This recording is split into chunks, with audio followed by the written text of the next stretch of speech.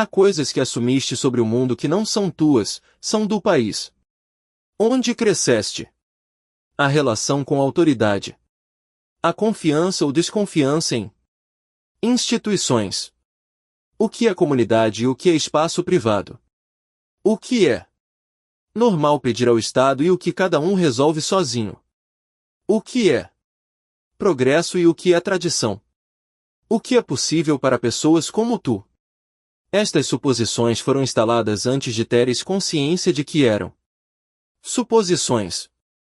Eram simplesmente o mundo, o único que conhecias.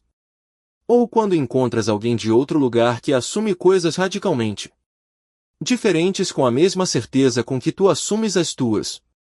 A herança do país não está nos monumentos nem nos hinos. Está na forma. Como te relacionas com quem tem poder sobre ti? Na distância que mantens com desconhecidos. No que dizes quando alguém te pergunta como estás?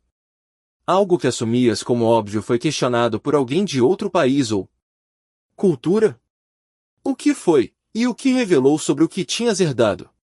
Gert Hofstede, investigador em cultura organizacional, passou décadas a mapear diferenças culturais entre países em dimensões específicas. O seu trabalho, embora seja necessário usar como nuance, oferece um vocabulário útil para nomear o que países instalam de diferente em pessoas. Distância ao poder, o quanto uma cultura normaliza hierarquia e desigualdade. Em culturas com alta distância ao poder, questionar a autoridade é culturalmente arriscado. Em culturas com baixa distância, é esperado. O que o teu país instalou aqui governa como te relacionas com chefias, com médicos, com professores, com o Estado. Individualismo vs coletivismo, se a unidade básica de lealdade é o indivíduo ou o grupo. Em culturas coletivistas, a vergonha é mais poderosa do que a culpa, porque o que importa é o que o grupo pensa. Em culturas individualistas, a culpa é mais poderosa, porque o que importa é o que cada um pensa de si mesmo. Isto governa como tomas decisões, como pedes ajuda, como defines sucesso. Evitamento de incerteza, o quanto uma cultura é tolerante com ambiguidade e com o não saber.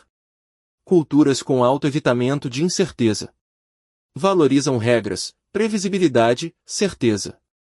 Culturas com baixo evitamento são mais tolerantes com improvisação e risco. Isto governa. Como te sentes sem plano? Como reagiste à pandemia? Como decides quando não tens informação completa? Orientação temporal, se uma cultura valoriza mais o passado e tradição, o presente imediato, ou o futuro e planeamento de longo prazo. Isto governa quanto te importas com reputação familiar, com poupança, com herança a deixar. Não és culturalmente neutro. Ninguém é. A questão não é se o país te formou, é o que instalou e se ainda serve. Isto é inevitavelmente pessoal, e é onde precisas de entrar com a tua voz. Porque o que um país instala depende da história específica desse país, as suas guerras, as suas ditaduras ou democracias, a sua relação com colonização ou com ser colonizado, os seus períodos de prosperidade e de crise. Episódio: o que instalou em ti o país onde cresceste? Escolhe 2 ou 3 dimensões específicas: relação com autoridade, com comunidade, com possibilidade, com dinheiro, com o corpo, com o futuro, e fala sobre o que reconheces como produto desse lugar e não como verdade universal. Nota para quem cresceu em múltiplos países ou culturas: a tua herança é de colisão, e isso é tanto complexidade como recurso. Tens acesso a mais de um mapa do mundo. O trabalho é perceber quando usas qual. Uma das heranças nacionais mais poderosas, e menos examinadas, é a relação com o Estado e com a autoridade institucional.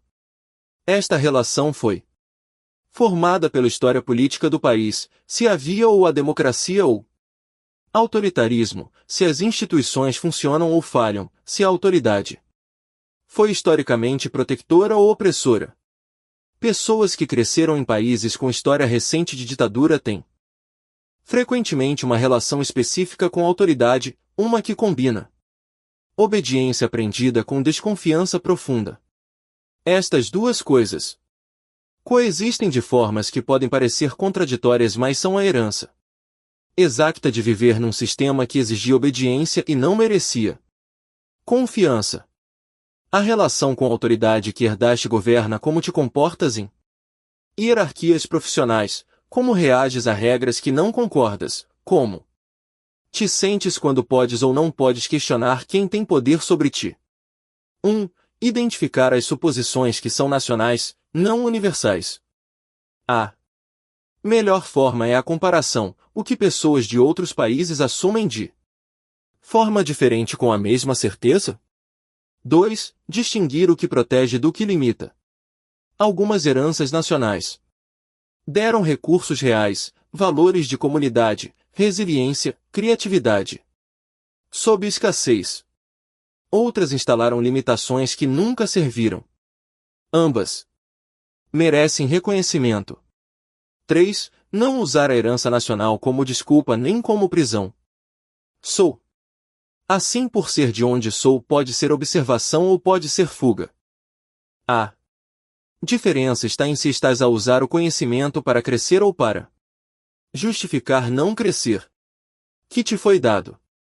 Aprender a ver outros mapas não apaga o teu, adiciona perspectiva. Ser de onde és não é neutro.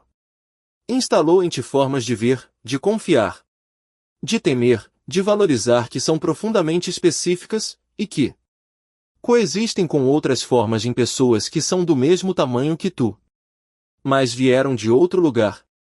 Não és melhor nem pior por seres de onde és, mas és específico. E essa especificidade, vista com clareza, é parte do mapa que precisas para fazer escolhas que são genuinamente tuas. Isso é herança invisível.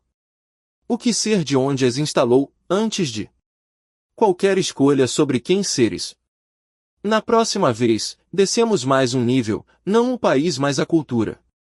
O que a cultura dominante em que cresceste te ensinou sobre quem merece o que. E como isso opera em ti mesmo que nunca tenhas sido ensinado explicitamente. Herança invisível T3